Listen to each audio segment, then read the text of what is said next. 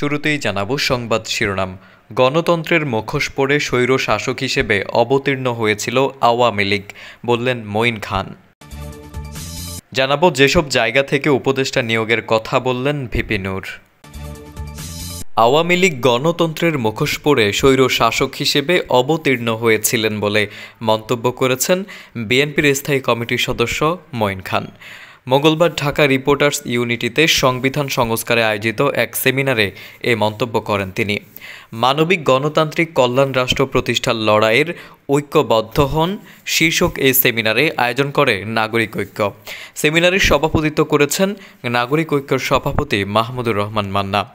বক্তব্য প্রদানকালে মঈন খান বলেন, মানব সমাজ পরিবর্তনশীল, এই পরিবর্তনের সঙ্গে সবাইকে খাপ খাইয়ে চলতে হবে। যে তাল মিলিয়ে চলতে পারবে না তাকে কিন্তু ছিটকে পড়তে হবে, যেমনটা এখন আওয়ামী লীগ পড়েছে। তিনি বলেন, আওয়ামী লীগের চেয়ে বড় গণতান্ত্রিক রাজনৈতিক দল দেশে নেই, কিন্তু তারা গণতন্ত্রের কথা বলে দেশকে ধ্বংস করেছে, নিজেদের স্বৈরচারী শাসক হিসেবে প্রতিষ্ঠিত করেছে।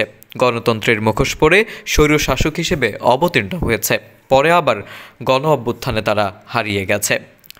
বিএনপির সিনিয়র এ নেতা আরও বলেন, গণ অভ্যুত্থানের পর আমাদের মূল উদ্দেশ্য কল্যাণ রাষ্ট্র প্রতিষ্ঠা করা। যে কাজগুলো আমাদের করা প্রয়োজন সে কাজগুলো আমাদের করতে হবে। আমাদের উদ্দেশ্য যদি সৎ হয়, আমরা যদি সত্যিকারের জনগণের মঙ্গলে কাজ করতে চাই, তাহলে এই কাজ করতে কোনো বাধা আসবে না। মঈন খান বলেন, ৭১-এর মুক্তিযুদ্ধ এবং ২৪-এর গণ অভ্যুত্থানে যারা অংশ নিয়েছেন তারা পরস্পর বিরোধী নয়, তারা একে অপরের পরিপূরক। সংঘাতের রাজনীতিতে বাংলাদেশের কোনো উন্নতি হবে না। অন্তর্বর্তীকালীন সরকারের উপদেষ্টা নিয়োগ নিয়ে যেন আলোচনা থামছেই না। চট্টগ্রাম বিভাগ থেকে বেশিরভাগ উপদেষ্টা নিয়োগ দেওয়ায় অন্যান্য বিভাগ থেকে চলছে আন্দোলন। এবার এ বিষয়ে মুখ খুললেন গণ অধিকার পরিষদের সভাপতি নুরুল হক নূর।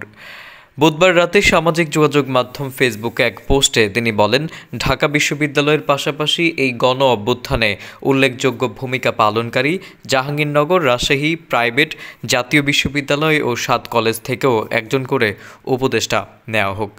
এর আগে অন্তর্বর্তীকালীন উপদেষ্টা পরিষদে বৈষম্য হয়েছে দাবি করে বিএনপির সাবেক সংসদ সদস্য ব্যারিস্টার রুমিন পারহানা বলেছেন, ২৪ জনের মধ্যে একটি বিভাগ থেকেই ১৩ জন। এসব বিষয় চোখে পড়ে। গতকাল মঙ্গলবার এক টেলিভিশনের সম্পাদকীয় অনুষ্ঠানে এসব কথা বলেন তিনি। এদিকে অন্তর্বর্তীকালীন সরকারের উপদেষ্টা পরিষদ উত্তরাঞ্চল উপদেষ্টা নিয়োগের দাবিতে মহাসড়ক অবরোধ করে রংপুর বিক্ষোভ ও সমাবেশ করেছে ছাত্র জনতা। দাবি মানা না হলে কঠোর আন্দোলনের হুঁশিয়ারি দেন তারা। গতকাল বুধবার দুপুরে রংপুর নগরীর লালবাগ থেকে একটি বিক্ষোভ মিছিল বের হয়। পরে মিছিলটি শহরের প্রধান সড়ক প্রদক্ষিণ শেষে মডার্ন মোড়ে এসে বিক্ষোভ সমাবেশে পরিণত হয়। এ সময় রংপুরের বৈষম্য বিরোধী আন্দোলনের প্রতিনিধি ইমরার আহমেদ বলেন, বৈষম্য বিরোধী আন্দোলনের প্রথম শহীদ বেগম রোকেয়া বিশ্ববিদ্যালয়ের শিক্ষার্থী আবু সাইদ, যার প্রাণের বিনিময়ে বিপ্লব সংঘটিত হলেও এখন সেই আবু সাইদের রংপুর বৈষম্যর শিকার। দেশের বিভিন্ন অঞ্চল থেকে উপদেষ্টা নিয়োগ দেওয়া হলেও উত্তরবঙ্গ থেকে এখনও একজনকেও অন্তর্ভুক্ত করা হয়নি। বিতর্কিত কিছু মানুষকে উপদেষ্টা পরিষদে নিয়োগ দেওয়া হয়েছে, তাই উত্তরবঙ্গ থেকে দ্রুত সময়ের মধ্যে উপদেষ্টা অন্তর্ভুক্তের দাবি করছে।